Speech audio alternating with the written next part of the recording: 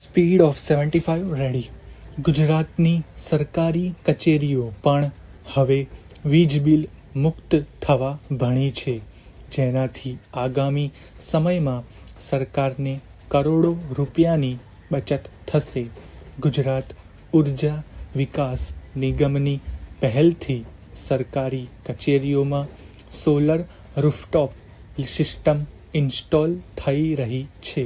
સૌરાષ્ટ્રની વાત કરીએ તો જૂનાગઢમાં મહાનગરપાલિકા અને જિલ્લા પંચાયતમાં, મોરબી જિલ્લાની કલેક્ટર, એસપી સહિતની સરકારી કચેરીઓમાં સોલર રૂફટોપ સિસ્ટમ અપનાવાઈ છે.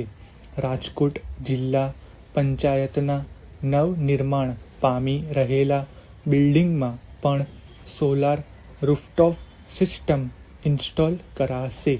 રાજકોટ જિલ્લાની 11 તાલુકા પંચાયતોમાંથી 7 તાલુકા પંચાયતોમાં અને અનેક પ્રકારના ગ્રામ પંચાયતોની કચેરીઓમાં સોલાર સિસ્ટમ ઊભી કરાઈ છે. પેરેગ્રાફ. સૂર્ય આધારિત વીજળીઓના વ્યાપ વધારવા સરકાર દ્વારા અનેક પ્રોત્સાહક યોજના શરૂ કરવામાં આવી છે. આ ઉપરાંત સરકારી કચેરીઓ, સંસ્થાઓ, મકાનો, ભવનો પર સોલર સિસ્ટમ લગાડવામાં આવે તે માટેના પ્રયાસો સરકાર દ્વારા થઈ રહ્યા છે, જેથી પર્યાવરણનું રક્ષણ થાય અને કુદરતી સંસાધનોનો વ્યય થતો અટકી શકે. મોરબી જિલ્લામાં પણ કલેક્ટર શ્રી કે.બી. ઝવેરીની નેમ છે કે જિલ્લાની બધી જ સહકારી કચેરીઓ, ઔદ્યોગિક ગૃહો, ઘરોમાં સોલાર સિસ્ટમ આવે. મોરબી જિલ્લાની કલેક્ટર કચેરી, પોલીસ અધિક્ષક સહિતની કચેરીઓમાં સરકારી સોલર રૂફટોપ સિસ્ટમ અપનાવાઈ છે. પેરેગ્રાફ.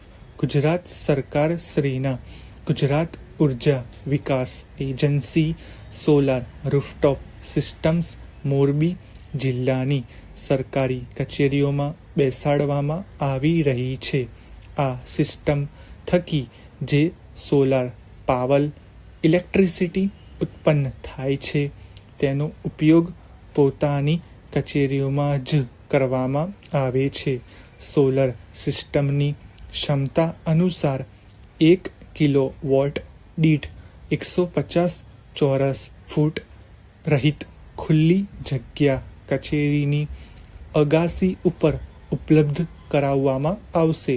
કચેરીના છેલ્લા વીજ બિલની રકમ સ્થાનિક વીજ વિતરણ કંપનીને કચેરી દ્વારા ચૂકવેલ છે અને કોઈ રકમ વીજ બિલ પેટે ચૂકવવાની રહેતી નથી તેવું બાંહેધરી પત્રક આપવાનું રહે છે. આ ગ્રાહક નંબરના અગાઉ સોલાર પાવર પોલિસી 2015 તથા સોલાર પાવર પોલિસી 2021 પહેલાં અથવા ત્યારબાદ સોલર રૂફટોપ સિસ્ટમ લગાડવામાં આવી નથી તેવી પણ જાણ કરવાની રહે છે.